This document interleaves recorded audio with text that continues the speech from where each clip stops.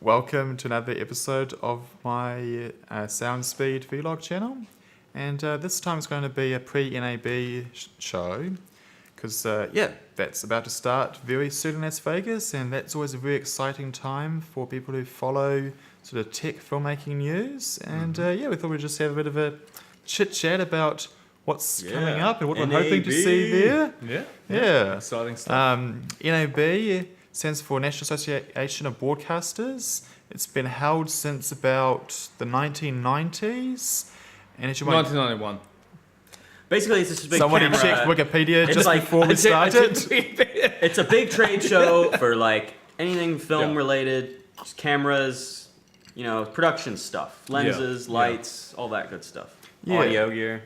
Yeah, and so, stuff, as you might guess from the name, National Association of Broadcasters, which is who runs the show, it was originally much more broadcast focused, and it still is a big focus of it.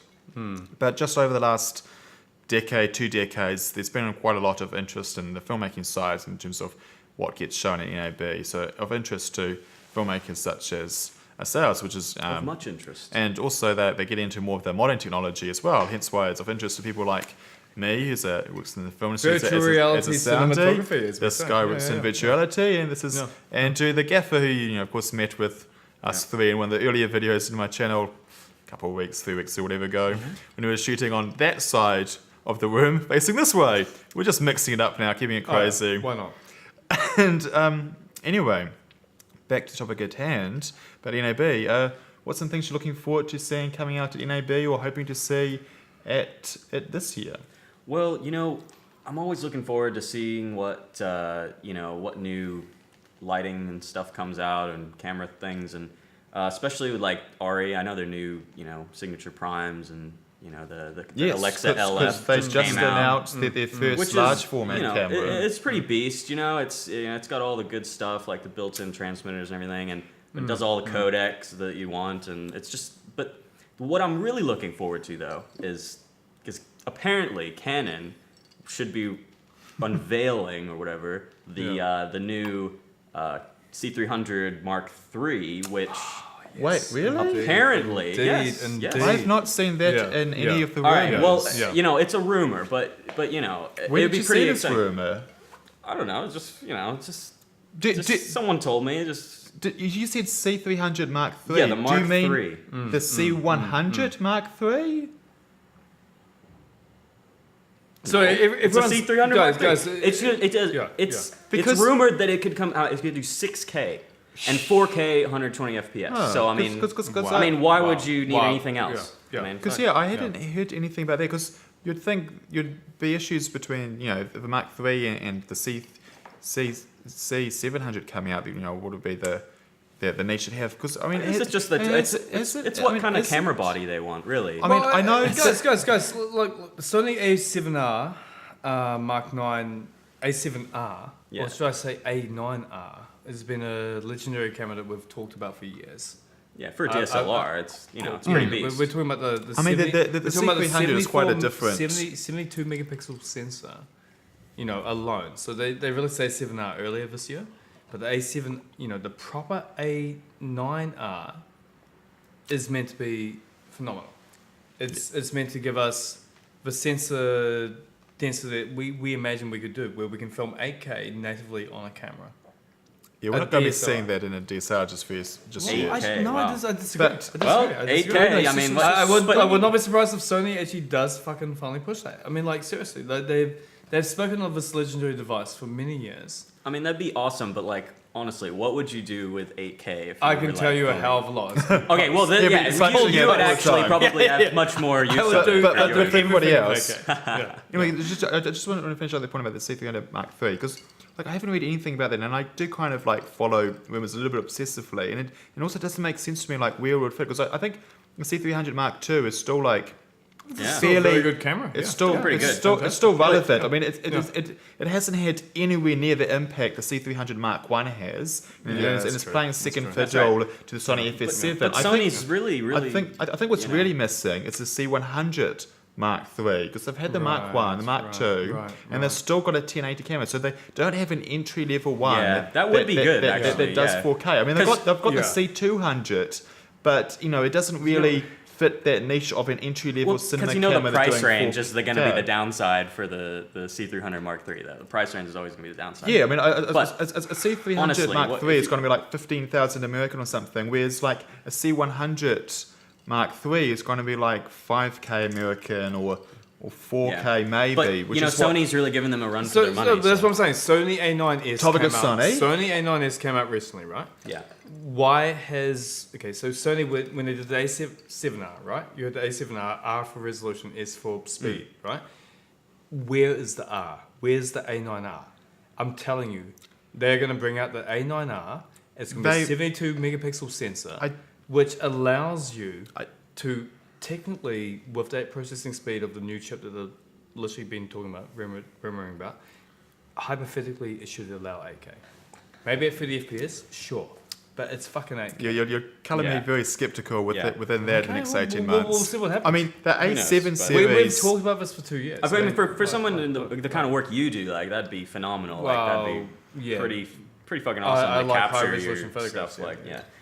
I mean, like 8K. That's pretty yeah, I mean, like the A7 series has had the standard A7 and the sensitivity version A7R and A7S, and the resolution version. Yeah. I don't think that necessarily means they have to. What, you don't think they're going to bring out an A9R? You don't think? I mean, do you think they're going to bring out an A9S? I mean, they might. They might. did bring an A9S. It's been out for they have it already, like don't 4 they? months. Maybe. Okay. A9S. Yeah, the Sony A9S. Yeah.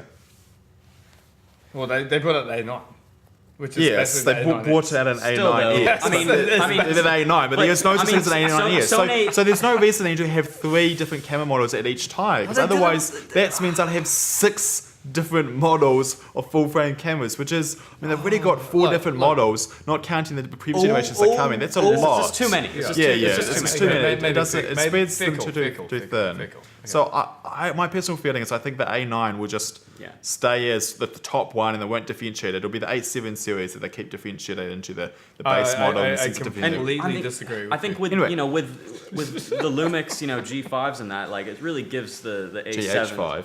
Yeah, GH, whatever. They, it really gives, what I'm talking about. It really gives the A7s a run for their money, though. Personally, like when it comes to price range and all that. I mean, not only are they cheaper, but I'd argue that they're better. I mean, it's not just like on the spec sheets that they're better. Like, they've got 10-bit internal, for instance. They've got waveforms.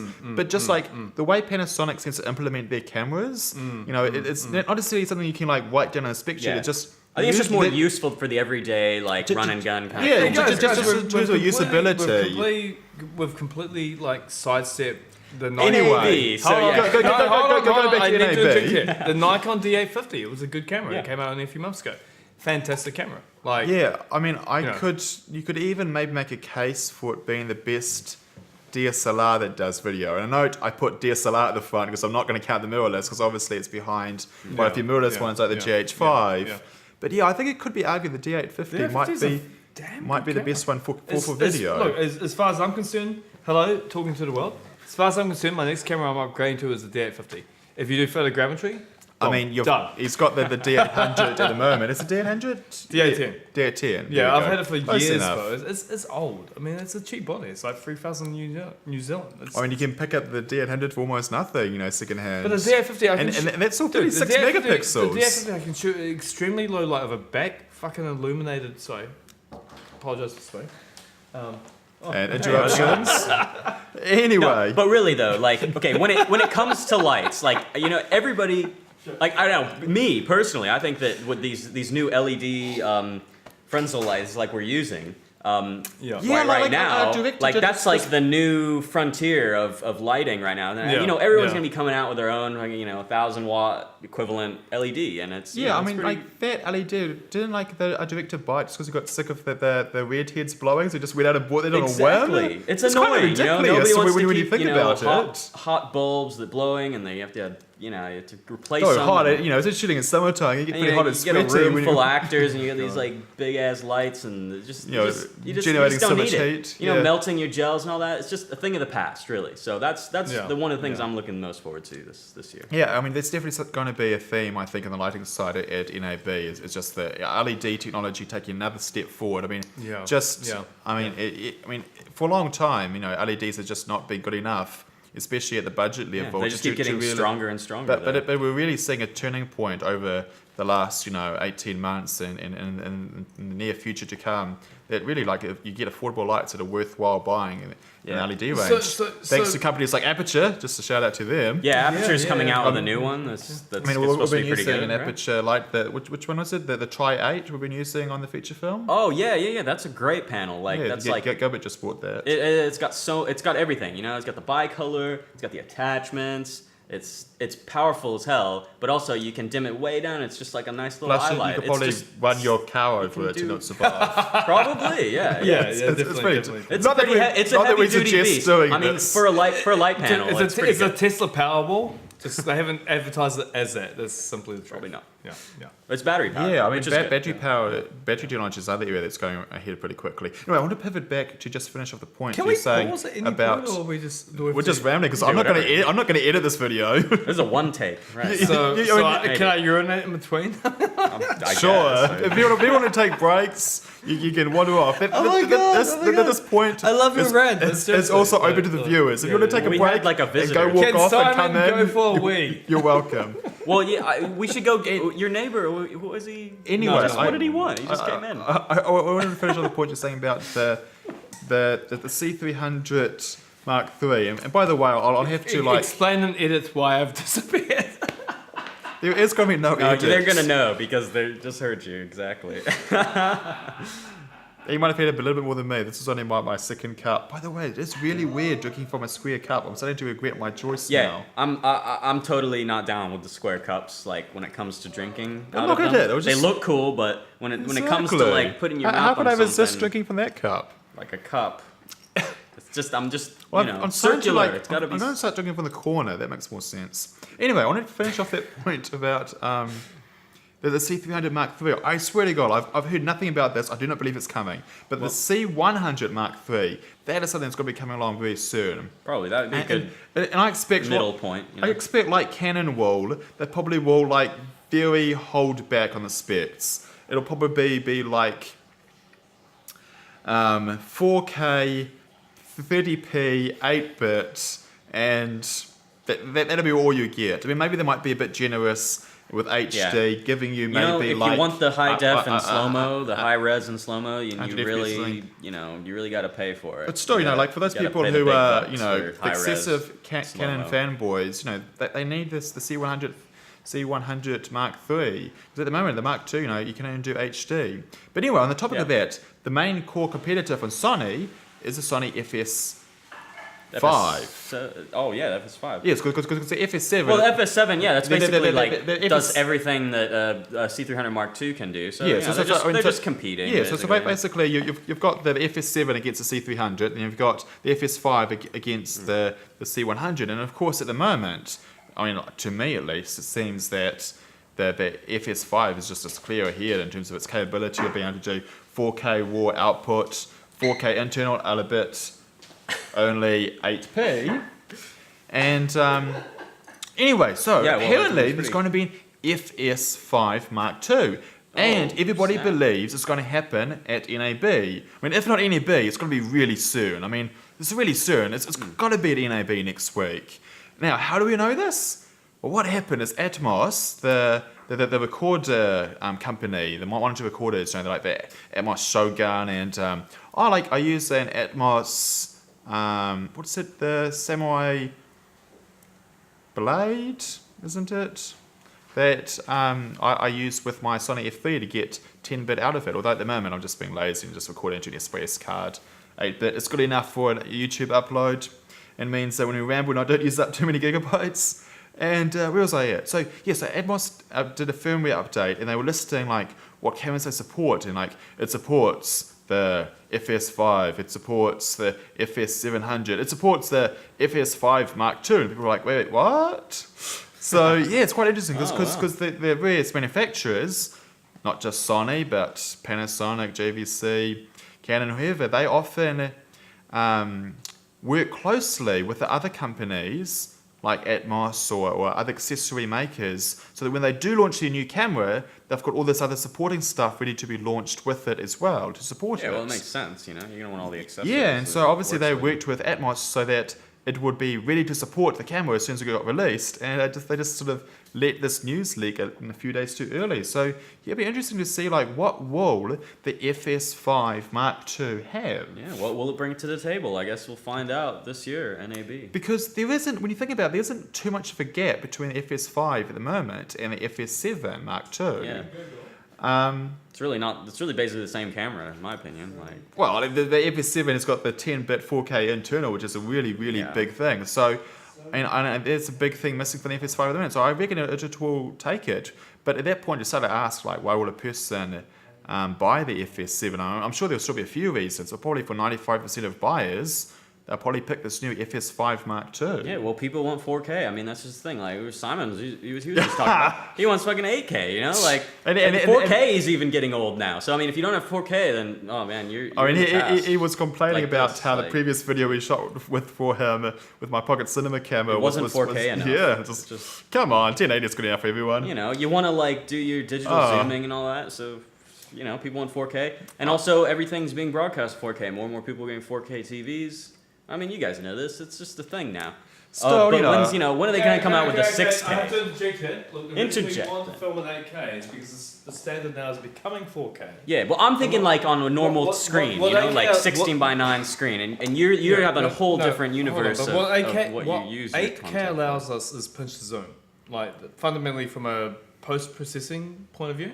Yeah, well, having they're just 8K using allows you the flexibility. Yeah, but the problem is edits when you're level. zooming in post, it is not the same as We doing know that, two but- separate shots. Because the That's what lens we should has, do. know like, that. So qualities the to it, purists you know? will make that argument, but quite frankly, in fast me a edit purist. suites, you Plus, don't- as a you don't soundie, I really hate the idea of mixing in your tight and wide shot together in the same shot. Which is what you're talking about. You've got even 8K master shot, Yeah. and you're punching into HD No, inside the same I think shot. it's going to be really cool for the documentary, factual, So TV kind everyone's- of industries. Everyone's been using So- 4K to do 1920p for quite some time now.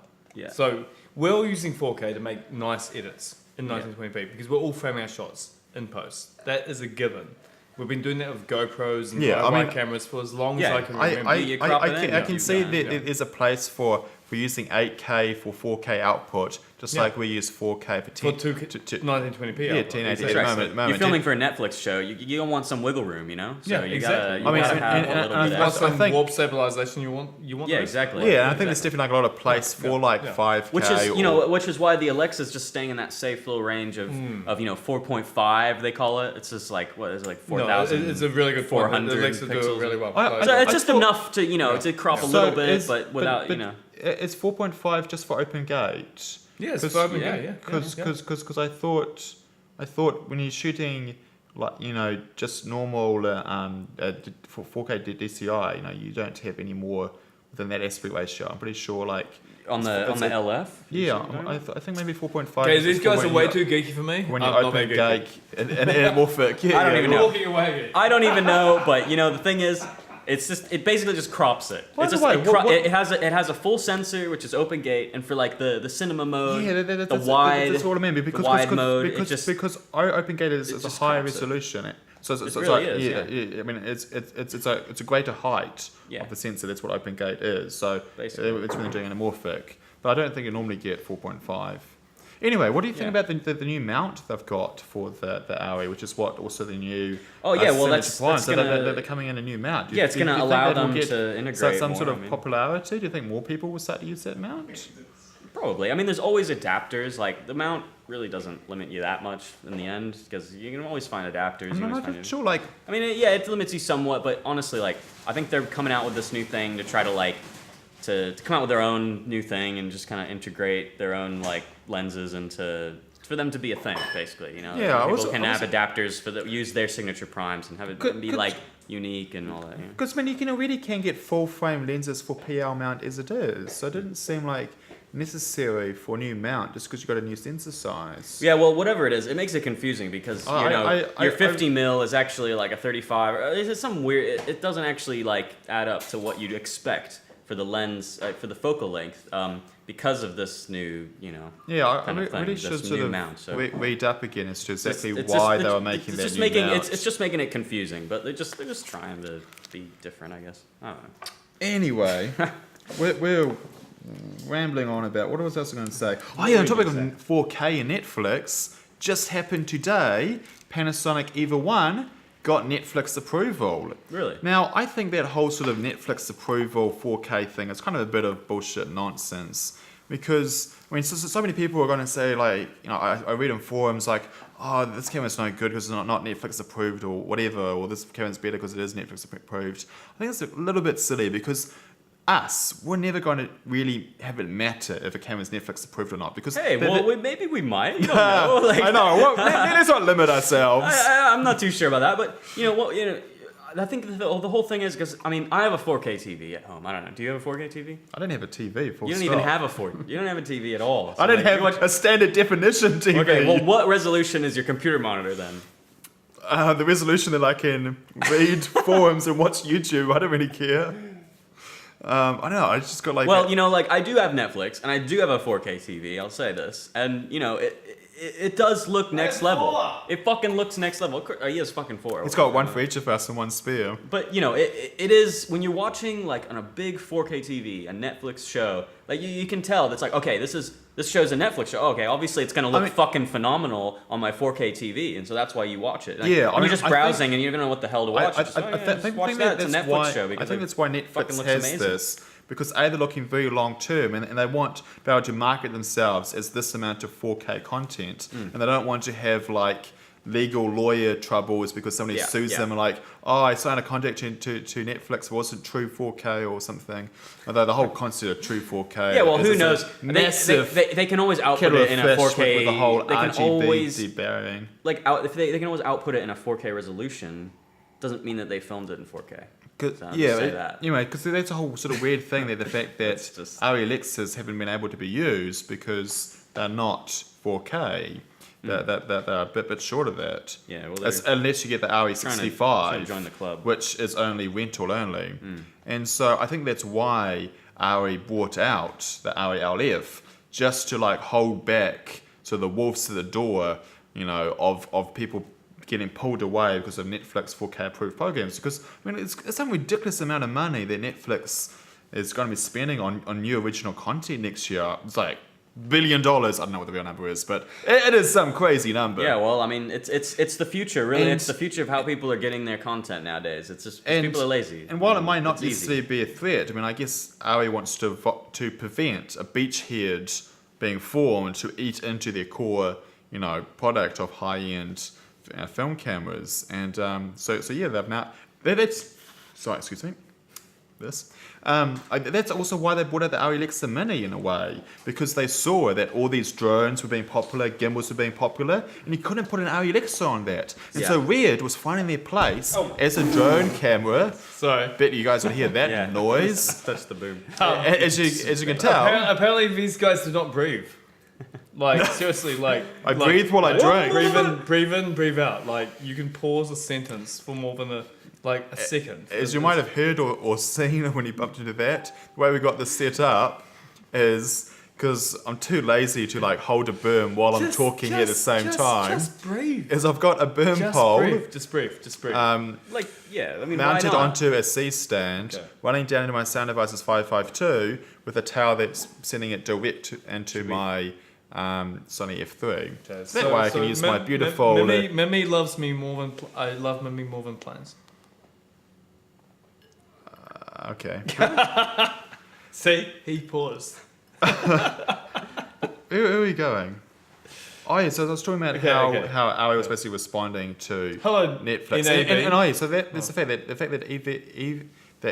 Panasonic EVA 1 it's been Netflix approved, they definitely will give some prestige to it and will allow it on a bunch of Netflix shows. But the thing is, it's only if you've been commissioned by Netflix to make a show do you need to use one of these cameras. If you're just making a random film, like let's make a film now because it's fun, and then we decided, what are you trying to do with this film, and we sell it to Netflix, it doesn't matter. You could have shot it on an SD camera. You could have shot it on a Panasonic DVX100, as I was telling this guy about it, he hadn't heard before. That was pretty cool, Yeah, it's really interesting going back and looking at some of the history of what people used as indie filmmakers in the past. They used, Super 16 film, where they use the Panasonic DVX100, or they use these crazy ass setups, when they had, like say a Nikon lens going onto one of those Super 35mm adapters to then shoot onto a Sony EX1. Have you seen those things? Yeah. It's just ridiculous. This is ridiculous. Anyway, getting sidetracked. We need to talk more about NAB. NAB, yeah. So, like, okay, what are they bringing to the table in terms of audio gear this year? Well, Sanken has just mentioned a new mic they only just brought out. I think they put out a press release about it, and so it only was just press release was put out like mere days ago. That'll be shown at the first time at NAB. So yeah, I really like Sanken. I myself, my main shotgun that I use outdoors is a Sanken CS3E, and that is almost magical in terms of just how it's able to sort of suck out the sound and just sort of eject it under quite difficult conditions. You're like, how am I going to get usable audio here when the motorway is just across there? And like, but the Sanken CS3E is like a really nice shotgun. How can I explain it? It is. I feel like it's almost one of the better ones that we've tested out, I think. Yeah, we did a test together, and the last test, you got to listen to it. Yeah. And it's unique. Just here, I've never used an 816 myself. Although I actually know a friend who owns an 816, I should do a comparison. Anyway, the 416 is the famous classic one. And basically, the 816 is a 416 doubled out, hence kind of the name 816. And it's basically, because of its extra length, it's got much greater rejection ability than the 416 does, because it is a freaking massive pole, is 816. It's just like, it's a totally new definition of the word shotgun mic. It's like it's more like a clubbing pole. Anyway. I've read about in forums, people, that they buy the CS3E and they sell off the 816 because, like, we don't need 816 anymore, we've got the CS3E. Hey, we're filming the filming. Filming this. Anyway, so there's a CS3E, and I just bought myself, about a week ago, the CS1E, which is basically a smaller, man, it's really weird hearing myself play back, which is basically, a smaller one. Some people quite like the CS1 as well. In fact, I bought my Sanken CS3E from, really bad with names. Mike was his name? Mike West? Yeah, that's it. I bought it from him because he liked the CS1. He bought the CS3E, and he didn't like that so much. He liked the CS1 more, so he sold off the CS3E to me. And I'm quite actually looking forward to when the CS1E arrives from wherever overseas country I purchased it from on eBay. I think America probably. Man, you buy so many things from overseas. Little things here and On there. which point, I just today won a standard prices MM1, so I'm quite excited about this on eBay. I got it for a nuts price. I got the standard prices MM1 for like $230 or $227 American. Seriously, just like scour the net for all these like crazy good deals. I've got of literally. Used gear. And he just always tells me, "Oh, you see this thing? It's like this. It's like it's a real cheap thing. It's like what the hell?" And yes, don't mention what I told you about today because I don't want I don't want anybody to not mentioning that. I don't want anybody else to look it up on eBay and bid against it before it expires next week. But man, that was a good deal on that one. Anyway, I've got literally hundreds of saved searches on my eBay account. Hundreds, and so I just get sent, emails to my account whenever it matches some very specific search criteria I have, and sometimes it might take me 2 years before I find what I want, like those remote audio headphones. It took me 2 years before they came up, but it's worthwhile. Anyway, so I got myself a standard prices MM1 for $230 or something American, which is kind of a bit silly because I already own two standard prices MP1s, which are basically exactly the same thing, they just don't have the headphone jack. Anyway. Going a bit sidetracked. What was I talking about? Simon? That he just fucking ditched us. It's gone from a 3-sim down to a 2-sim. Anyway. This is being a lovely woman who I have strong feelings for. She's saying I dropped her the love bomb.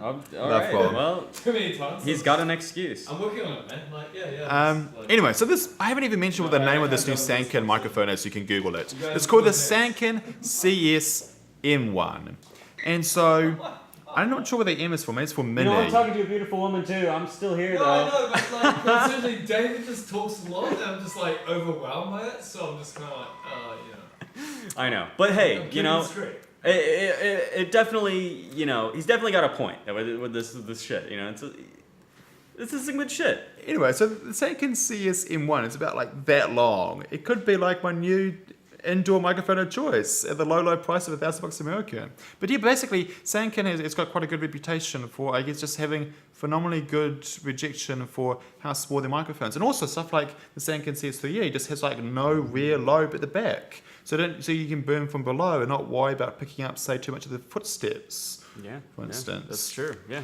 Good point. Anyway, what else can we talk about that's audio related? Well, do you know about the Zoom F8? Do you know how I use the Zoom F4 as my recorder lately? And The little one.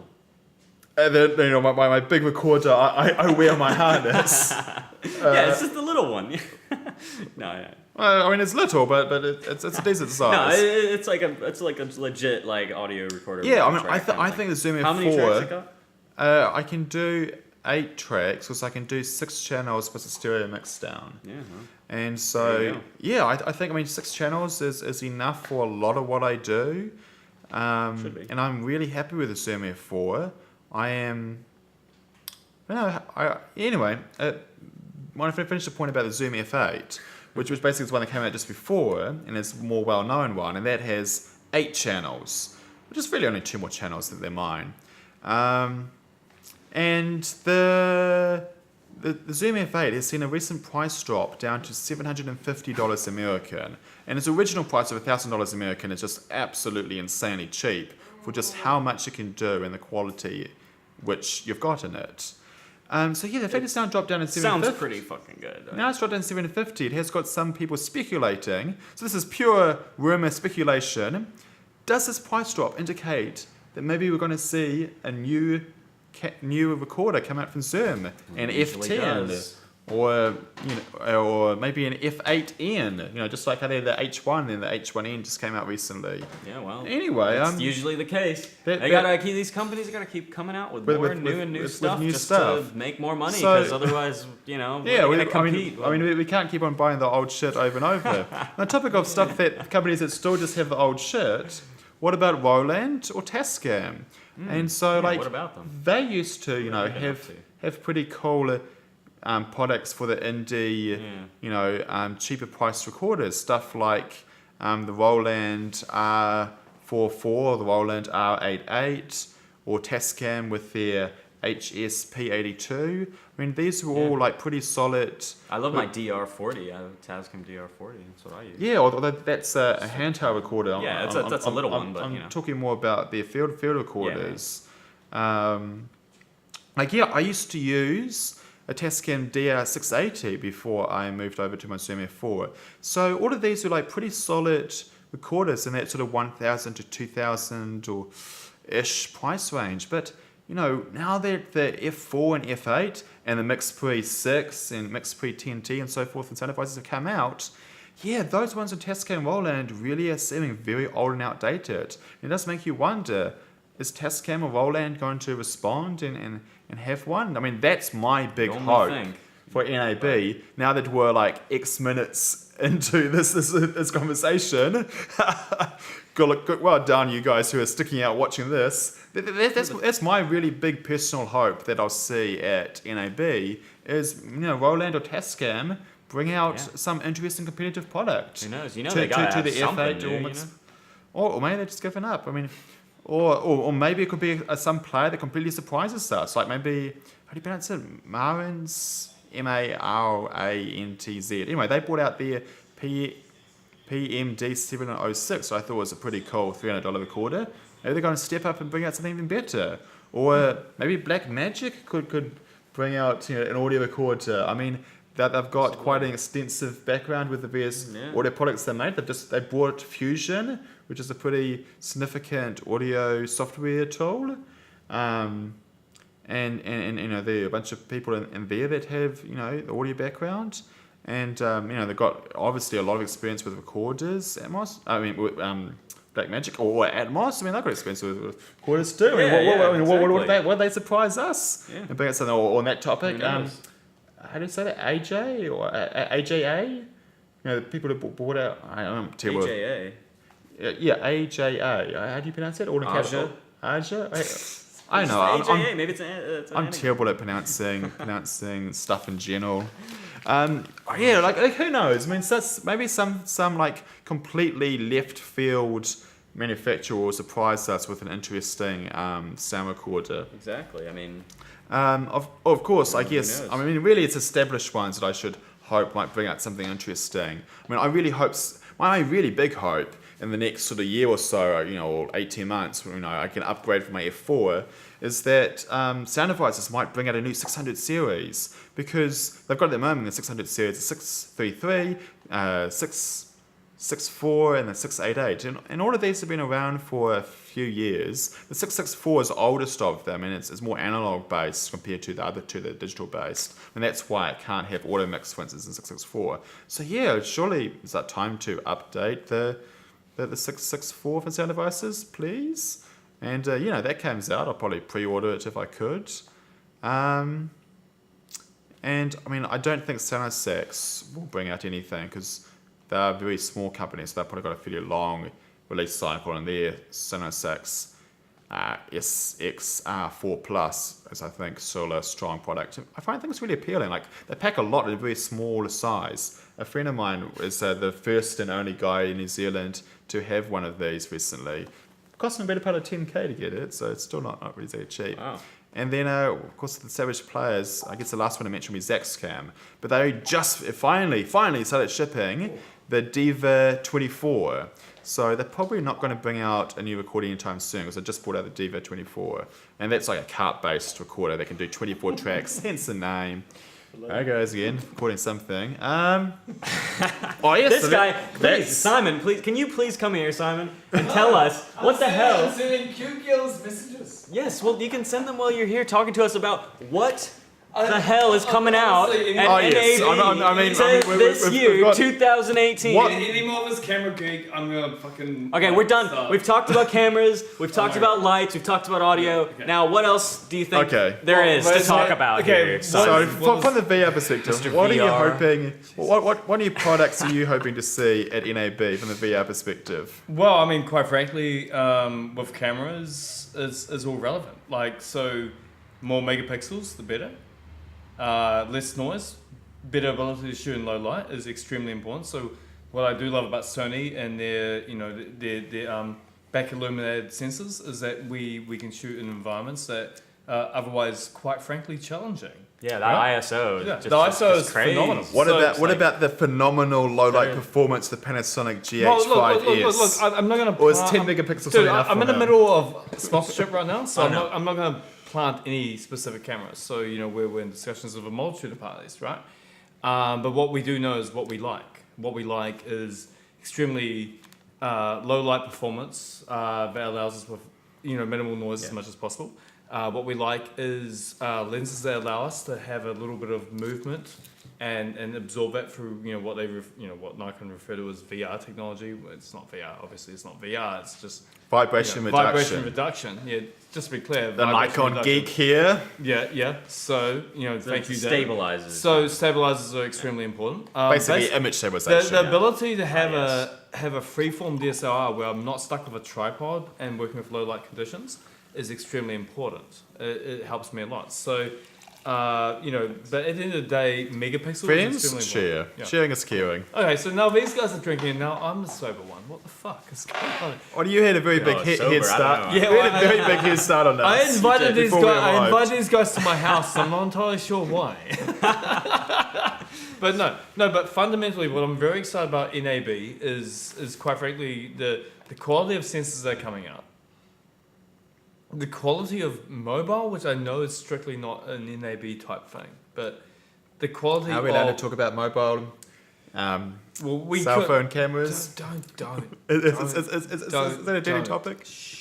They're very useful for everyday They life, are. really. I mean, Yeah, it's let's like- be honest. Gilbert was showing me like this little clamp he uses to attach his cell phone when he wants an extra camera when he's shooting live events. I I'm like, shoot time lapses. don't you shoot with enough cameras If already? I'm just out and about and I see something amazing, and like it's not like I'm gonna bring my C300 with me or whatever. I'm just gonna like take out my phone and just. And like, of course, as my faithful watchers know, Yeah. a lot of my YouTube channel is done with my cell phone. Yeah, exactly. So, NAB, I'm hoping that we talk more about essentially low light sensors, more about The GH5S. more megapixels. This is why I'm hypothetically excited about the Sony A9R, even though it is Very hypothetical. Doesn't apparently. Although I exist. still rate it as more likely than Look, a C300mk3 coming out guys, this year. guys, seriously, see. We'll someone see. give me a 72 megapixel sensor that can handle low light saturations the same way that the A7R does it or the A7S does it, and I will be a happy chap. Why don't you just go get a Hasselblad? Well, it's pretty expensive. The thing Just- though that just- Sony does good just is a the little. S-Log mixed with that whole ISO thing. Yeah. It's It- amazing. Like When you grade it, it's really like it's just. I mean, you can see if you really bump the ISO. Like obviously you're gonna get some noise, but yeah. it's almost can see better than your eyes at night. It really can, and that's the phenomenal thing. Like, look, my Sony A9, not my Sony, my Samsung A9 Plus S9. S9. Fucking sorry, I'm torn between Geek. Sony and Samsung here. My Samsung S9 Plus is giving me better quality than my D810 Nikon does in low light saturation. Yeah, but that's where we Well, need that's it. a bold on our phones. statement. That's where we No, need but the low light it's the most. It's honestly the truth. But Because- are you using an f1.4 lens? Well, no. What's the thing when we're out and about taking photos, 2.4. taking Like videos with our 2.8. phones? We're not going to be 2.8, like, oh, let me like go 1.4 on my mobile phone camera, or oh, let me go bust out the Right. light so I can just illuminate this thing so I can Yeah. actually see it. No, You we don't do want- that? Okay, well, sometimes, but most of the time when something's happening and you got to just take a photo of it, Look anyway. or just fucking like take a video of something you just see that's like a moment, like just the moment in time that's not coming back. You don't have time to go get a light or something. We did the low light shit in our phones most of all. But then in DSLRs and those kind of cameras like that where people are running and gunning and maybe doing guerrilla shooting at night somewhere. It's really useful for that shit. But It's kind of interesting how the GH5S is really good for that sort of guerrilla shooting because it's so good at low light. But it's also not good because it doesn't have the image body stabilization. Yeah. So that's, like that's really does make a difference. And if you don't have to stabilize in post because of it, then you're saving well, pixels. I mean, basically, that's good. you've got to go use a monopod or a gimbal or whatever. Just the same way as when I'm shooting with my GH1 back in the day. Yeah, that's right. Just use a monopod. just carry your- monopod yeah, is my yeah. favorite tool. I really like it. That's right. But yeah, I guess when the GH6S comes out, they manage to do both image stabilization and body, and insanely good low light.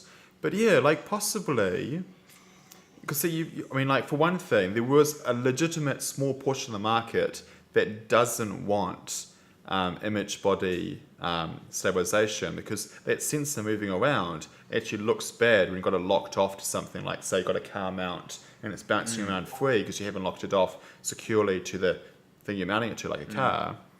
Right.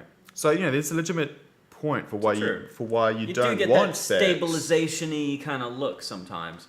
Because you want the sensor locked off and not just free to move. Yeah, that's right. But that's right. Sometimes additionally, it gives a weird look. it might be technically a difficult problem to do in that body, the GH5 size body, because that sensor they use in GH5S is from a different manufacturer than the other sensors. And although we don't know about that specific sensor, we do know in general that manufacturer does tend to have their sensors run a lot hotter than normal. And so obviously if you've got a sensor floating around, you can't have as good heat sink to suck heat off it. And as Panasonic, is really good for not having cameras that overheat, it's Sony, just pointing at this guy, because I mentioned Sony, that's infamous for just, the overheating issues. I mean, just from like freaking day one, back with the guys who were shooting with, I don't know, what's so old Sony, like the Sony NEX5 or something, that thing would overheat quickly and have poor battery life. But Panasonic, They work hard. but the Panasonic you go back to the oldest ones, so the GH5, the GH1. My GH1 would never overheat, and it had great battery life. And Panasonic has maintained that history. Anyway, so that's an issue. If you've got a sensor floating around, you can't really suck it off easily. Another thing is that the GH5S sensor is actually bigger than the GH5 sensor. It's what's called a multi-aspect ratio sensor, so that when you're shooting different aspect ratios, rather than sort of cropping in, you're still using the sensor size. So if you were to look at a round surface, and if you're using this part, you go out to that edge. But if you use a smaller part, say there, you can go further out to the side. See how that makes sense? Right, So say if you're shooting square heel, you can only go that far out. But if you're shooting rectangular, you can go further out to the side. Yeah, that's true. So basically, it's kind of got this sort of bit of oversized sensor, and so it allows you to sort of have multi-aspect ratios inside it. Ha! Yes. Who knows where these dirty hands have been? Anyway. But yeah, I really should have a dedicated video to multi-aspect ratio Squares sensors at some and point. rectangles fitting inside circles. But yeah, so like the GH2, for instance, had that. But after the GH2, Panasonic sort of stopped doing that until the GH5S. Because of that larger size, it maybe didn't leave space for it to like wiggle around for the in-body image stabilization. I don't know, that's just one theory I've thought about. I don't know. Anyway, we're rambling off topic a bit more. bit. Let's just really focus back on NAB. I've written down a few notes here, and a few of these are kind of related to VR and high image resolutions. Would have been good for someone to be back, but I took a note so I could actually remember it in case I ran out of things to talk about. Who'd have thought that would happen here?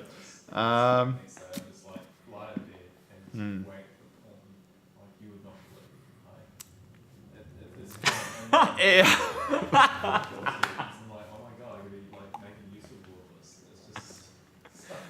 Point the boom Hey over there. guys, Shall we just angle the boom you off guys it? can't hear me while I'm filming this, right? This is a really, not. this is a really sensitive, It's a very this is sensitive. sensitive microphone that only picks up. Anyway, rambling on a little bit more. Anyway, closer. NAB, it's NAB. It's gonna have lots of cool gadgets and camera That's the stuff. point I was going to make about the FS5mk2. I was thinking that it could replace the FS7. Yeah. But because Sony does have a history of bringing out new camera models that in a way does overtake the existing lineup. Sony doesn't seem to be afraid to cannibalize their own babies, unlike Canon, who really holds back what they offer and says to really sort of try to protect their upper models. And so you look back at so I don't think there's any reason why Sony might not bring out an FS5mk2 that can just match the FS7 and do just as good in many ways. I mean, after all, when the FS7 came out, it made many F5 owners pissed because they're like, damn, the FS7 and the FS5 are so close. Yeah. And in some ways, the FS7 is like almost a little bit better because it's got the E-mount and it's lighter and you can run around with it quickly. It is. I mean, the but- F5 still has its strong points. Yeah, Like it's got gen lock and time code, things that I like to see as a soundie and I can't get time code. And you can do on the 150 FPS, 1080, and you can do, You can't get this on the FS7 unless you get that extension back. And yes, you've 120, definitely got 4K a few things you can say with the F5. You shoot quite a bit with the F5, Yeah, don't you? yeah, the F5's great, especially when it's got the upgrade. You gotta have that upgrade because you gotta have 4K. That Like upgrade we to were talking 4K. And exactly. Yeah, exactly. When the F5 got that upgrade to 4K, It's the same as the FS7, basically. that made the F55 owners annoyed. A classic example of, again, Sony sort of not being afraid to sort of piss off some of their previous ones. There was a shitload of cameras out. So Because, a they lot of just people do bought whatever the hell they want. F55 purely so they could have that 4K, rather than the F5 that did it. And then the F5 got 4K. You know why the F5 got 4K? I'm not even trying. Because it has a 4K sensor and it doesn't use it. It's No, like, well, it has the no. capabilities, but it's just like, No, we're just no. gonna build it, but then it's just like, No. just like not put the firmware in. But basically, Sony was trying to sell. It's like, But basically, Sony was trying to sell a cheaper 55 at a much lower cost, and so they sort of held back on a few things like 4K. Because when the F5 came out, 4K wasn't seen anywhere near as important as it is today. So it was lots of people found the F5 very appealing, even without the 4K. But of course, there were people who bought the F55 purely for the 4K. And that the really defining point that pushed Sony to go, okay, we can't really have any good reason why we should just let you guys have 4K in it, is this guy hacked the F5 to shoot 4K. He would realize there's a little few basically sort of in the code, you can sort of upload it or settings, things you can tweak. Yeah, it's just like them holding back capabilities. It was literally just like a few flags in the software you can just flip and you can do it. I personally have taken an old F5 and hacked it to shoot 4K without paying for the firmware upgrade. Because there was a feature film I was shooting with, and I was DOP on it, one of those rare cages when I still play at DOP, and we had, through some means that I probably won't go into too much detail about, had borrowed an F5. But this F5 Doesn't sound dodgy. this F5 hadn't had the 4K upgrade. Because let's just say, sitting with these people and neglect it a bit, which is, I guess, one of the ways how we got it learned out to us and we're able to use it. But obviously, we're shooting a no-budget feature. I'm not going to pay the money to upgrade it to shoot 4K, but I want to shoot in 4K. Yeah. So I hacked it to shoot in 4K. Exactly. You find a way. You just, you can do it. The really, really big downside is the 4K files in it. It couldn't play back the 4K for monitoring. So I hooked up my Atmos Samurai recorder so to have the automatic trigger or automatically just have a ProRes proxy whatever file there. Yeah. And so that whenever the director wanted to play back what we just recorded, I'll be like, I'm sure the files inside there are doing just great, but you can watch the playback on the monitor. But yeah, it worked out. It worked out really well. Yeah. If it works, and it cost me $0. That's awesome. And but yeah. And now great, that F5 has been returned back to them, Now and they probably still have not upgraded it, I bet. It's just I do not understand why you would own an F5 and not upgrade it. You know what I don't get? You just all of the big high-end cameras are like, oh, it comes, it's got the 150 FPS. That's pretty much the limit so far from what I've seen. It's pretty standard for these. Oh, in terms of 4K cameras. 150. Yeah. I mean, you can definitely get high FPS, but at HD or something. Yeah, absolutely. But what do you think? When are they gonna get slower? I don't know. I'm just a fan of slow-mo stuff, and I just love. 150 isn't enough? No, sometimes it's really not. You're filming something like a droplet of water, you really want, You film this a lot. I like filming droplets of water. No. No. That's an example. So many things are so beautiful in slow motion that we never even realize because we can't see them. And 150 Me stroking my beard looks beautiful in slow motion. Blowing in the wind or something. I don't know, lighting it on fire. Heaps of stuff that you'd never realize. I think slow-mo is great, and the more new cameras they release, the better resolution we're gonna get with 4K And the better slow motion. and slow-mo. Which we won't see from Canon. And Canon is 30p for life. well, with this Mark III C300 is a thing, The C300 Mark III is not see. happening. We'll see. They're gonna play with the big boys and go 150 at 4K. So apparently. I mean, what else can they do? They gotta upgrade baby steps, right? On the topic of cannibalizing and eating your babies in Sony, it goes further back than just the F5 and F55. I know, for instance, when my F3 myself came out, there are quite a few F35 owners who are really annoyed because they'd paid out their nose for that. The F35 was $250,000 American when it came out, the F35. And now you can pick up an F35 for $6K American, which when you think about how old that camera is, it's sort of impressive that it still sells for $7K American. But people, Sony makes things really well. But there are people who really fall in love with the image that comes from the F35. Yeah. I mean, they think nothing else other than an Arri Alexa can match the image from the F35. The F35 is shot big Hollywood films like Superman and so forth. Anyway, so the F3 comes out and it's this little baby F35. I mean, it's not really as good, but it's good in low light. It's got the Super 35 sensor, and of course, back then there weren't really many other, and it's so much cheaper. It was 30,000 or something nuts when it came out. I think the F3. Yeah, well, And of course, with the F35 itself annoyed the F23 owners because there was such a short upgrade cycle. you know, it just never ends. It just goes and goes and goes. And they're just gonna replacing, and then she's like, "Oh no, we just So, came out yeah, with that camera. But basically, hey, we came out with a new one. And it basic- does exactly the same stuff, but you know, it does something new. Basically, pay more this for is why I believe the FS5mk2 that I think will be announced at NAB is going to match the FS7 in specs. It's going to be phenomenal. Well, we'll I'm see. going to want one of those. Either that or just get myself another F3. F3 for life. Yeah. Well, yeah, that's what we're filming on, by the way, folks. If you didn't know, filming Just on like his F3. just like direct. I'm not even doing like my 10-bit output format. I mean, that's a really good thing about the Sony F3 versus the C300, which is this big. The Mark 1 C300 was a big competitor back in the day. Was the Mark 1 C300, you could only do 8 bits. Internally, external, didn't matter. Yeah. But you could get sweet 444 files out of this and so forth.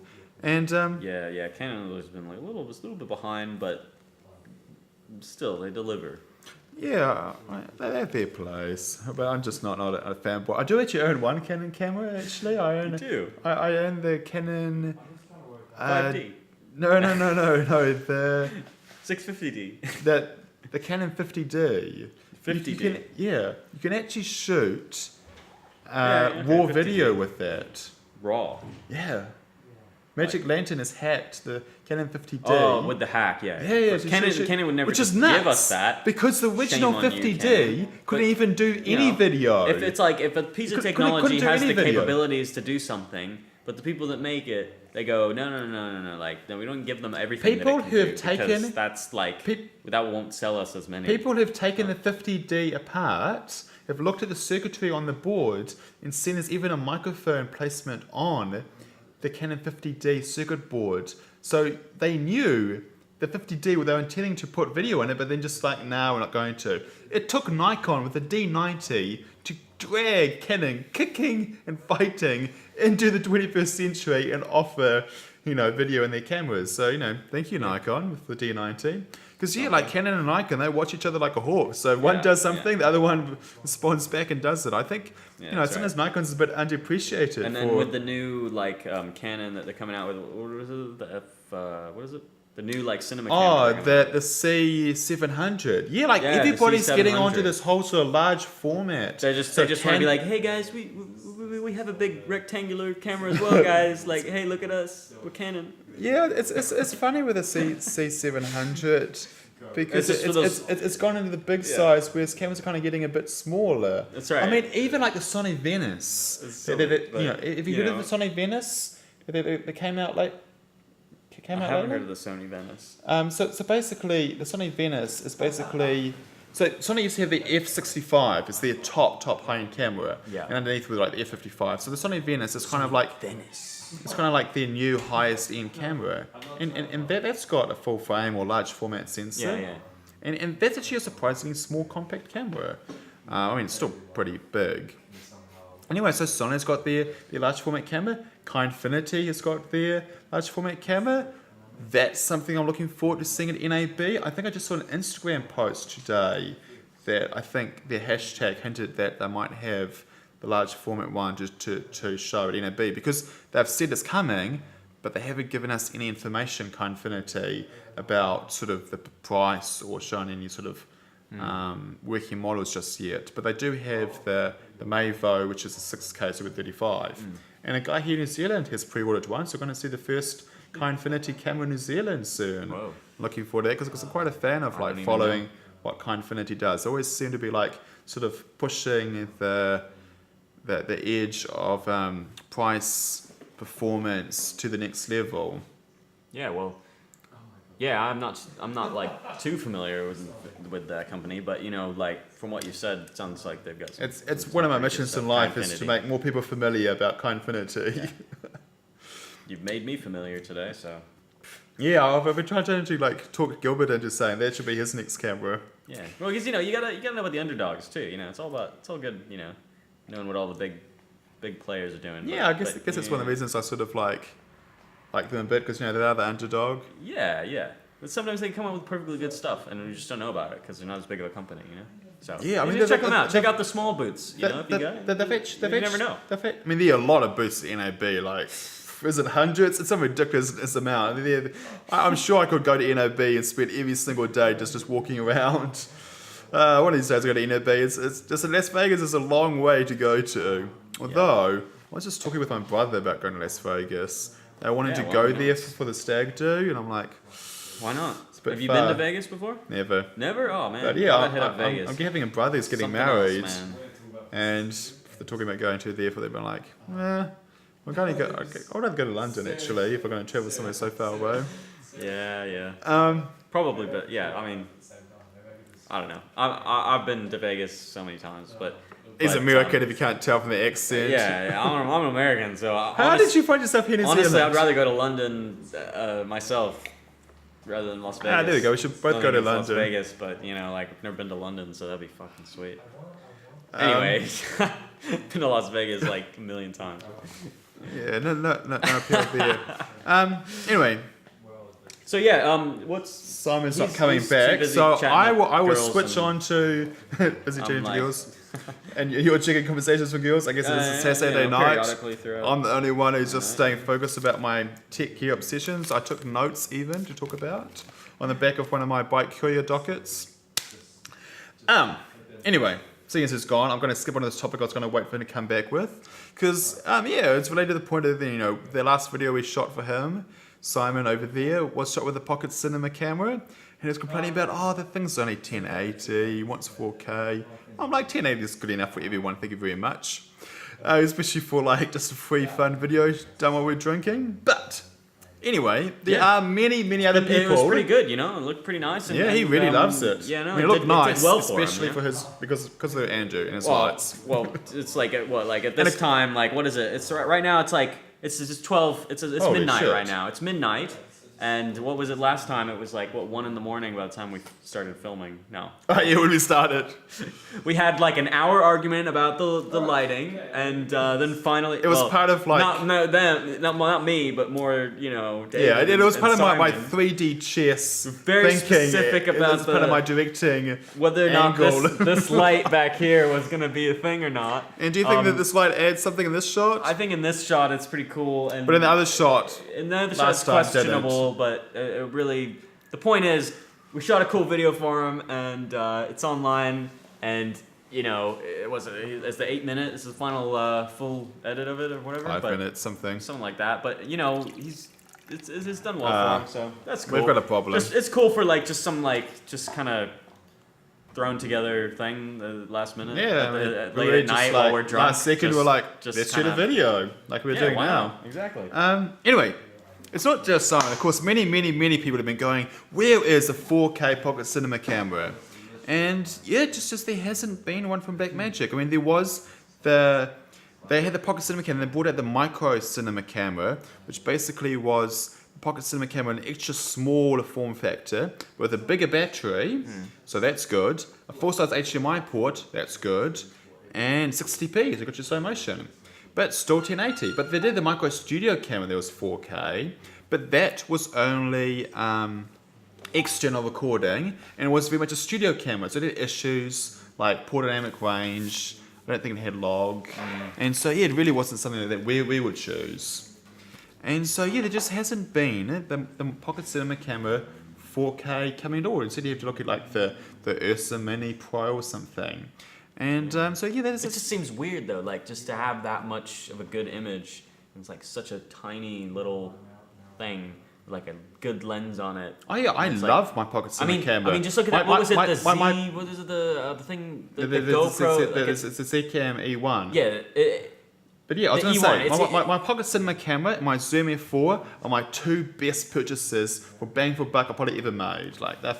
And maybe my F3, I got to mention that because it's pretty useful. I mean, yeah, I mean, it's kind of thing I was saying when you're carrying around your phone with you all the time. You could literally be carrying around your pocket cinema camera with you. Well, that's what they call it. I mean, it's quite a pocket cinema camera. You kind of fit it need in your like pocket. cargo pants like yourself to sort of put it in your pocket. why But if you've got cargo a pancake lens on it, like you've seen me have on it, Yeah, it is small. Yeah, And that's it's why a I good use it. That's why I use my ProRes too. That's why I use my pocket cinema camera as a vlog camera because it's small enough I can just have it with me always. But So if I want a better image than what my cell phone That's can like give me, that's like the weird new thing as well. You know, like we have these like, you know, we have these cinema cameras, and we've got like these DSLRs, and then you've got like some, you know, you got something like a GoPro, like action cameras and stuff, which is just like this big jump. You know, you go from like DSLR, it's usually a good image, and then there's like GoPro, you know, and then they're like the Hobbit had a moment of GoPro in it, didn't it? Yeah, you know why? Just Because stood out it was so bad. Because it was underwater footage. It was in the they were going down the river or something. But just like put that, like right? I don't know, put a GH2 most of the time, inside a honestly, waterproof like housing instead. Yeah, well, honestly, like most of the time, it's easier just to get a GoPro, shoot in 4K for like that 2-second shot that's like underwater or like getting wet, water splashing on the lens, or mounted to the side of a car or something like that. It's like easier. You have a GoPro, it just takes 2 seconds, boom, go in your app, and then you just do it. Then, you know, sorting out a waterproof housing for whatever other camera that you were worried about ruining, and, you know. Or you could just not worry about a waterproof housing and just put it in a dry bag. Man, I worked in this music video. They're shooting an Arri Alexa Mini with anamorphic primes. And they just put it in a dry bag while shooting underwater. Like, did it survive? yeah, it did, but I'm like, I'm just like the lighting assistant here. But this is my thing. You know, like you got to bridge the gap between like the GoPro kind of range and then like. And that's what the Pocket DSLRs, Cinema you know? camera and That's and what it does, the you know? Micro Cinema camera did really well. And The it's useful, super it's small definitely form useful. factor, and what I'd say the GH5S is doing. That's right. And Anyway, there's been leaking in the last 12 hours or 24 hours. These big billboards put in some very expensive advertising spots too in Las Vegas that are saying there is the Pocket Cinema 4K coming. So that is definitely going to be very exciting for anybody who likes small cameras or sort of indie filmmaker who wants an affordable Everybody 4K gotta camera. Go 4K. Because I remember watching an interview. It wasn't an NAB or some other trade show, maybe a year ago, maybe 2 years ago. Maybe one age just been a year ago. And they're interviewing a guy saying, "When is the next Pocket Cinema camera going to be coming out?" And the guy was basically saying, "We're not going to bring out any new camera that's not at least 4K." Which is a bit sad, because I think 1080 still has a place. But I can see their point from a marketing perspective. It says, we're not going to bring out any camera that's not a 4K, and we just haven't found the right sensor that's worthwhile putting in sort of that kind of pocket camera. And that's what the Blackmagic design representative was saying. And so, yeah, they're basically waiting for the right sensor to come along that will justify... That'll have 4K and justify being put into there. Because basically what Blackmagic Design does, they just get parts off the shelf and they sort of integrate them together. That's why they can do stuff so cheaply. They're not doing custom built stuff. It's custom design of integrating it all together. I mean, I'm not going to deny how amazing the R&D is to implement this, but the original sort of Lego blocks that they're putting together is that these at the shelf. So you do wonder, like, what sensor did they decide to use in it? I'm not really sure what sensor that could have been. I mean, I really hope they didn't take... Someone knows. Tell us in the comments. What sensor is it? Well, we'll find out in a few days, for sure. I really hope they didn't take the Micro Studio camera sensor and just stick it in there to get the 4K, because the Micro Studio isn't really one I really like. But, do you know they did a firmware update a few months back for the Micro Studio camera that actually gives it 2 more... stops of dynamic range out of that sensor they're pulling out, and it pushed up the base ISO. They're just improving like the computational power of how they're pulling off the information off the sensor. So they might feel, maybe now that the studio camera sensor is base ISO 400 moved up to 800, they've gone from, I don't know, what is it, like 10 stops or something to 12 stops. Maybe it's justifiable to call it a cinema camera and stick it inside a pocket one. I mean, the studio with that really big firmware upgrade that happened a while back, it puts it in a better position than say the Blackmagic Production Cinema Camera 4K. Do you remember that? Yeah, it was like the same body as the cinema camera, but it was called a Production Cinema Camera 4K and had a Super 35 sensor and shot 4K. I mean, that thing was awful. It had like it was a 400 ISO base, wasn't it? Yes. And it really had pretty limited dynamic range. But it did 4K. That's the thing, but it did 4K raw at $3,000. That's so like it was the thing. popular. It's easy to do 4K, but it's hard. You gotta have you can have good 4K. You know, like it's anything can have 4K with a compressed kind of like I mean, my codec, but my hope for what this Pocket Cinema 4K camera is they're taking the 4.6K sensor they have, which is really good. It's what they have in the Ursa Mini 4.6 and then the Ursa Mini Pro. That's a really, really nice camera they have there. They've taken that 4.6K sensor and they've cut out a 4K section. That 4K section will be about micro 4/3 sized. There's a Super 35 sensor at 4.6, so about micro 4/3 sized sensor would be a 4K crop out of it. What I hope is they've taken that and then stuck it inside a Pocket Cinema camera sort of body-like thing. That could be really, really, really nice. I don't know if it works that way, but that would be. I mean, it's kind of a history of this, because after all, the Pocket Cinema camera, the original one itself, was a 1080 cut out of the 2.5K sensor in the original Blackmagic Cinema camera. They were exactly the same sensor between the Pocket Cinema camera and the Cinema camera. They just cut out a bit smaller segment of it. I mean, what I think they did, they basically had, you know, all these, basically sensors are these silicon wafers, and so, but the problem is sometimes you might have like an issue on the wafer, just something's going on with it, and so you're not able to use that entire wafer. But if it's just over from the edge, you can cut off a bit that's okay. So that's what I think might have happened. They got all these reject sensors and just thought, you know what, rather than chuck it in the bin, let's just cut out a part we can still use, and there we go. True. We've got the Pocket Cinema 4K. You can only hope that the camera industry that's my is theory. I've got my fingers recycling for this. and being, you know, It makes sense. sustainable, In my mind. eco-friendly, not wasting sensors. But who knows? Um, Anyway, I think, we've talked quite a bit about all the stuff that is coming out if it soon, mentions or that should be or could be. if it mentions Zcam coming out. E2, Yeah, which is pretty another bomb. exciting Cool thing. thing. Apparently, that shares the same sensor as in the GH5S, but it's 'cause slightly there's this- bigger than a GoPro, so it's like a, Yeah, so there was little this camera, the Zcam E1. So the company was called Zcam, But the and thing they that put I on think is Indigo or Kickstarter this camera. And, It's really brilliant because successful. it's like, And basically you know, the same sensor as yeah. the GH4. the size of a GoPro, basically, and it's interchangeable But lenses. lenses. Yeah, so yeah. it's very And you much have like the interchangeable micro lenses, cinema so camera it's- from Blackmagic, but it actually shoots 4K. That's right, and that's what I was saying, bridging the gap between DSLR and like GoPro kind of style yeah, cameras. just having like so decent quality at super you small can form still, factor. feel like, like this is Which is safe good for in this virtuality, weird by the way. place that I don't feel comfortable putting my DSLR, Sony. Well, when you want to shoot 360 VR, it's really good to be able to have all the cameras as close as possible to each other.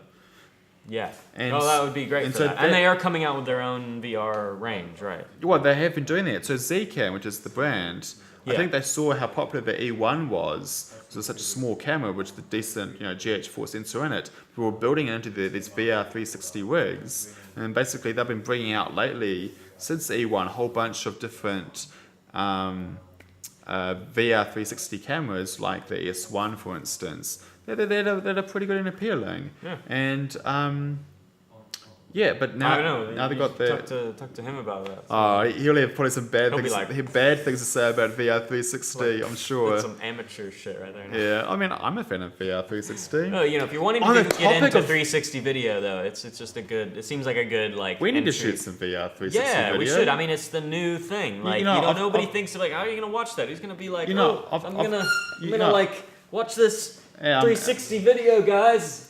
Whoa, crazy, But when you got the actual thing on and you're in there, it's just it's pretty awesome, and there should be more of it, more content with 360s. I've got a Samsung 360 gear camera, and I've got also like a 3D printed rig with 6 action cameras on it just stitched together. So if you feel like doing it, we can do that. Let's do it. Okay. Next vlog. It's gonna be And 360. 360 vlog. Yeah. I think that's one of the reasons I bought my Samsung S7, so I just integrated with my Gear VR.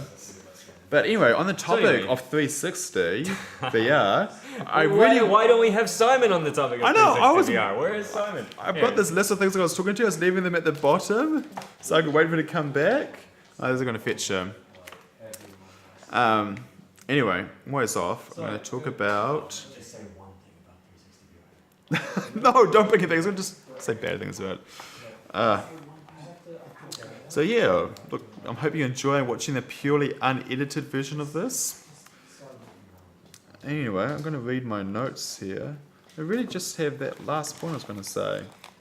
It's not coming good. So what I was going to say was about the sound side. I mean, after all, I'm putting it on my sound channel. So I'll just say about the sound side of 360 is that very much like when you're doing 360 video, you've got all these cameras put in each direction. Oh yeah, where does the sound come from? How do you do... Everywhere. Yeah, how do you do 360 sound? You have not, just like you have a bunch of cameras pointing all the directions and you sort of merge the pictures together to whatever part, pointing to whatever direction. part of the image you're looking at. It's the same thing with sound. You have a whole bunch of... That's pretty crazy. Of microphones pointing all the different directions. So if you're listening to this part, you'll merge together whatever part of the proportion of the microphones that you're looking in that direction. Yeah. I mean, hearing in that direction. And so... Makes sense, so you can actually hear with distance. Kind of Yeah, thing, so if you're depending on where you're facing, because you don't want to hear. Yeah, so- you're so- facing so- over here. You don't want to hear something behind you. Yeah, at the same time. so you're facing this way. You hear a bajillion things all and happening. so say you've got 3 microphones pointing out this way, you'll get a combination of these 3 microphones being played into your ear without these microphones that are pointing off in that direction. But those microphones will be used to send to this ear. And then, so depending upon how your head is orientated, it depends on what mixture of the microphones that are pointing each direction. And so when I did a VR shoot a couple of weeks back, I was using what's called a SoundField SPS200, which was basically, a bunch of microphones pointing different directions. And I was recording all 4 channels of that into the Zoom F8. And there's a special firmware update that happened for the F8, so I could make sure that each of the gain was exactly the same for all microphones. So the microphones are all being treated exactly the same. Because if you're not treating each microphone exactly the same, you're not able to sort of merge them together with the maths algorithms they do later. Anyway, these microphones. Okay. We've got. These microphones are called Ambisonic microphones, and they are often really expensive. Like that microphone I was using, I don't know, what was it, like $4,000 or something? They're really expensive Ambisonic microphones. But what happened is that Rode, that Australian company that's quite well known for making fairly affordable audio products that are still decent quality, they brought out this company called SoundField. Did they buy it? Anyway, so they brought out to one of the sort of the leaders in Ambisonic microphone technology, and so we've been wondering what's going to come out of this acquisition that Rode made. Surely they're going to be bringing out some Ambisonic microphones themselves. And there was a year or so ago, one of these, Rode has those Video Mic Pro, and there's other sort of microphones you mount on the hot shoe. Yeah. They had this Ambisonic one that you mount in the hot shoe and just sweet. Okay, guys. Well, you say sweet, but I think that's shit. Well, I'm talking about Ambisonic microphones at the moment. I was waiting for you to come back. So you listen into me talking about. Hot shoe is Hot shoe is a thing. I just gave it waiting for you. You can put a hot shoe anywhere, but a microphone holder, it's a pain in the ass. Anyway, hot shoe is just basically the point is that if done. Hey guys, anyway. can we have a moment for me to breathe just for half a second? No. Half a fucking second. Look, my poor flatmate shut her door because seriously, you guys are talking way too long, way too much. We're wrapping up soon. Pause the conversation. We're just waiting for you, man. Pause the conversation. Let's talk about audio and VR. Exactly what we were just talking about. Yeah. So I'll just finish off the point I was making. Is that when you're indicating something like Wait. We're just gonna go another 20 more minutes. Okay. We'll wrap up. We'll wrap up without him. Anyway. Oh really? Anyway, so one of those sort of video mics that Rode bring out, they're not really indicating you're going to bring out a high quality Ambisonic microphone. So that's why when I saw that, I was like, damn it, that's not really the kind of Ambisonic microphone I want Rode to bring out. And it's like, oh well. There was a year or so back. But then just a few days ago on Instagram, I saw leaked out and sort of a screenshot of one of these new Rode microphones. It is going to be a proper Ambisonic microphone, that you use with a high quality, high end VR360 camera and so forth. So I'm like, yes, I think this is my, second, maybe third big hope for NAB this year. So I'm going to see a real, quality, but at an affordable price. I don't know, maybe sub 1,000, maybe. If I'm being really optimistic. A really quality ambisonic microphone from Rode at NAB. I'm going to try one more time. Perfect timing to arrive here for the wrap up, although you missed out my conversation about ambisonic microphones, but that's all good. Okay, so quite frankly, it doesn't matter. Tell us why ambisonic microphones Quite don't frankly. matter. Quite frankly, it doesn't matter. So look, because we're working with Steam Audio and placement of audio based on PBR-based framework using raycast methods. What if you are streaming live audio? I don't do 360. See, I told you I was going to say this about 360. Yeah. Yeah. That's a fact. What what I mean by that is look what did it say? Okay, we treat this more like how a traditional audio engineer would treat a band, right? So when you do a traditional band, you place microphones dependent on the space, right? So every time we do a traditional band, we have a microphone next to the bass guitar, we have a microphone next to the vocalist, we have an ambient microphone. The same thing. The ambisonic one could be the ambient microphone. You cannot have a single microphone to do a whole entire scene. That's a fundamental truth. If you want to do true spatial... Ambisonic microphones are exactly one microphone. They're like lots of... Can I please fucking talk? No. So if you want to do true spatial audio, you need to know the position of the space of the audio that you're positioning, right? Because you use the game engine to essentially position that audio based on the delivery of the VR content that you are actually doing. So with true 3D PBR-based raycast audio, which is what Steam Audio is pioneering right now, I know this because I'm using Steam Audio in my latest products.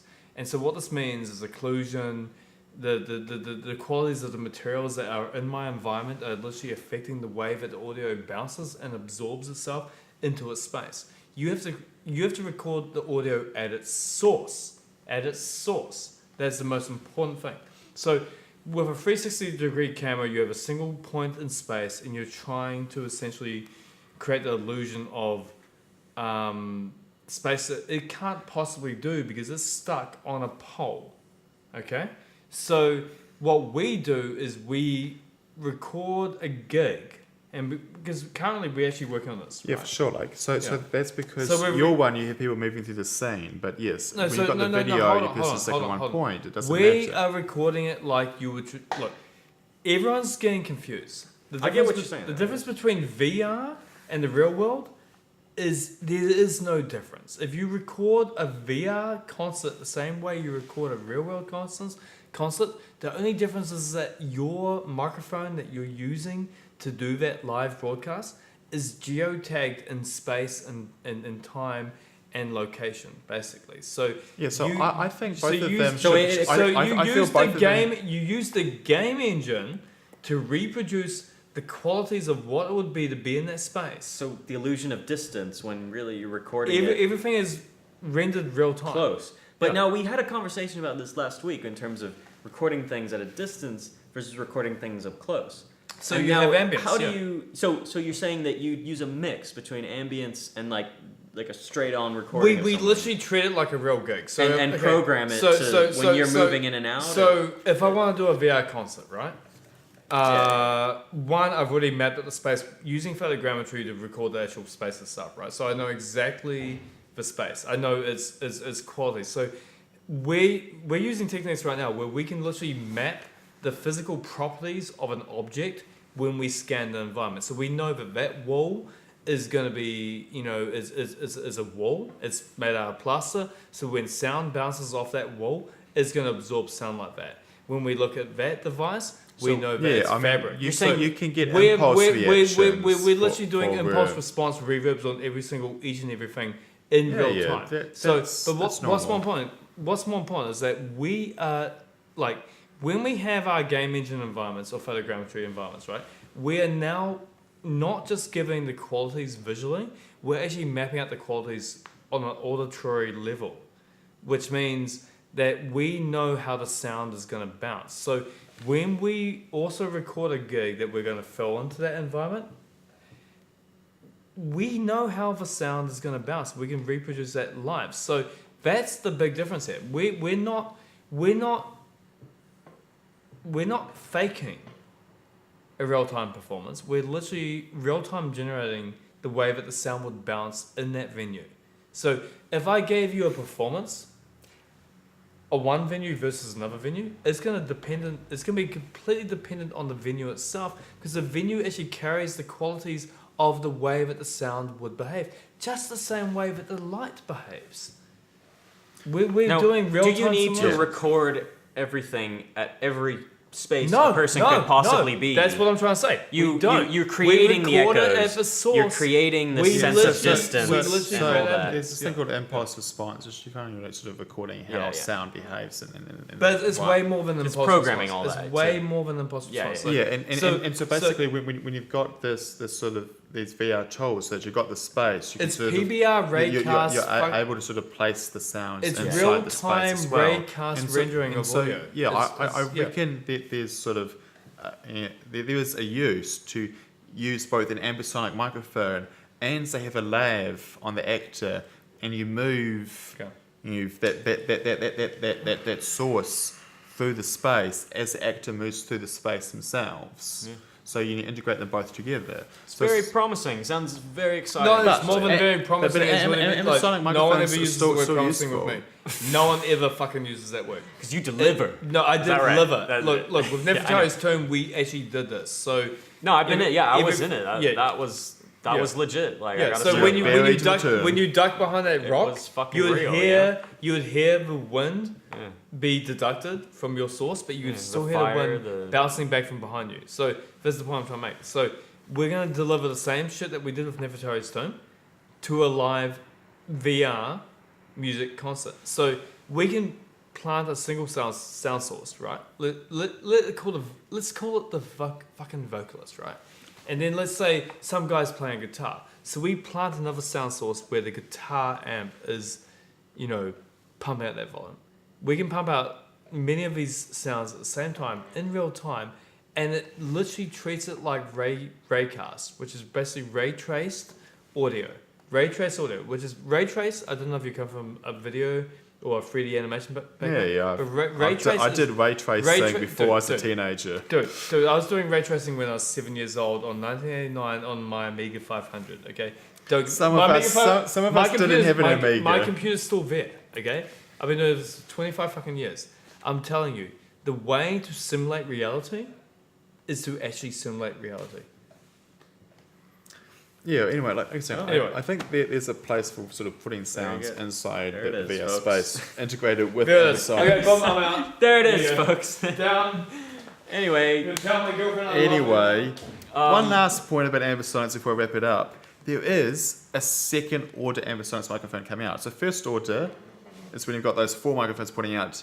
Second order is when you've got 8 microphones coming out. So 8 microphones all sort of arranged covering up the whole space. That obviously gives an even more accurate Yeah. recording of the space around you. So that's something else I'm looking forward to hearing more about NAB next week, is about the second order Ambisonics microphone, because that is a first. Anyway, right, wrapping well, yeah, up. there's a lot of exciting things going on at NAB this year, and We'll I talk think more about we it next should- week. We'll yeah, hear more about what actually happens. figure out what And they're we'll have- actually coming out with. And we'll have less that. sidetracks. So in the meantime, tell us what you thought in the comments and smash that like Yeah.